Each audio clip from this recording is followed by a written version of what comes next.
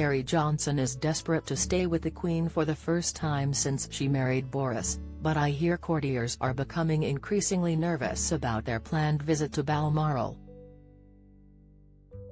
Their stay at the Scottish royal retreat was cancelled last summer and officials are desperate to make sure Her Majesty is not put at risk of catching COVID. The visit is still due to go ahead but, frankly, we'd rather it wasn't, admits one royal source. Boris and Carrie will be asked to avoid meeting other people in the days leading up to the trip and take COVID tests. The Queen, 95, has had both doses of the vaccine but, given her age, courtiers are keen that she doesn't catch the virus, however mild the possible symptoms. She has not been to church at Crathy Kirk once since she arrived in Royal Deeside because of COVID fears and a desire to avoid attracting crowds together. Scotland's First Minister, Nicola Sturgeon, warned yesterday that the virus was spreading faster than at any time since the start of the pandemic. A staff member at Balmoral tested positive for the virus earlier this summer. Courtiers' fears were heightened by Dominic Cummings' claims. Boris' former right-hand man said the PM had to be talked out of meeting the Queen in London a week before Britain went into lockdown for the first time. He said Boris declared, "Sod this. I'm going to go and see her."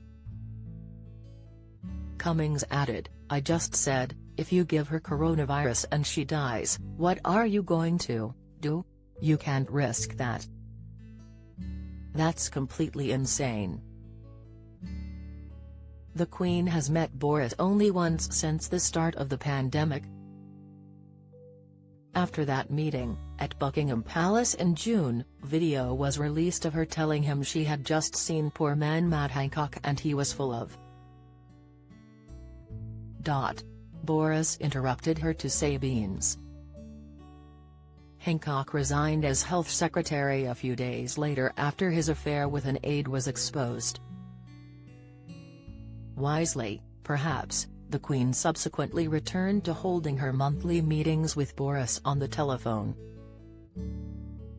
Earl's girl and fiancé share a belly laugh. Princess Diana's niece Lady Amelia Spencer clearly shares her sense of fun. Earl Spencer's 29-year-old daughter has just moved to London from South Africa and has already been seen playing around with her fiancé, Greg Mallet. Lady Amelia giggled and took photographs on her smartphone as water polo instructor Greg, 30, lifted up his shirt and showed off his tum in their new neighbourhood, a fashionable corner of West London. She's moved to the capital with her twin sister, Lady Eliza, and they're keen to make the most of the social scene. "We can't wait to see what the future holds," Amelia said. "I always imagined it'd end up in the UK, it just took a little longer than I'd planned. We're thrilled to be here. For me, this is where my future is." Trust Tom Cruise to arrive for dinner in style. His friend and Mission Impossible co-star Simon Pegg has revealed that the Hollywood star flew in by helicopter when he came to visit him and his wife, Maureen, at their Hertfordshire home. "We've taught him how to land in our garden as opposed to crashing it on a mountain," Pegg jokes. To be in property heir Justin and wife over the moon with star property heir Justin Portman's model ex-wife, Natalia Vodyanova, is known as Supernova, and has determined his daughter will not be outshone.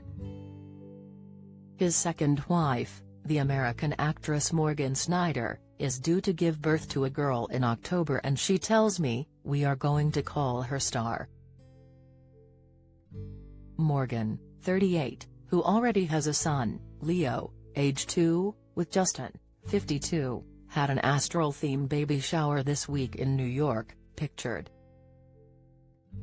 Justin, whose father, Viscount Portman, owns 110 acres of Marylebone, London, and has a reputed fortune of £2 billion, has 3 children, Victor, Lucas, and Nova, with Vodianova.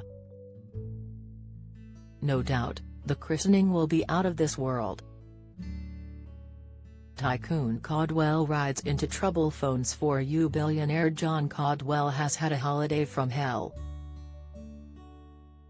The tycoon, 68, was on his bike in Italy trying to keep up with his girlfriend, the former Olympic cyclist Modesta Vizniuskaite, 37, when he suffered a terrifying accident. "I had just climbed one of the mountains around Florence and started a descent," explains Caldwell. "As I rounded the first bend, my front tire exploded and my head, shoulder and hip crashed to the ground.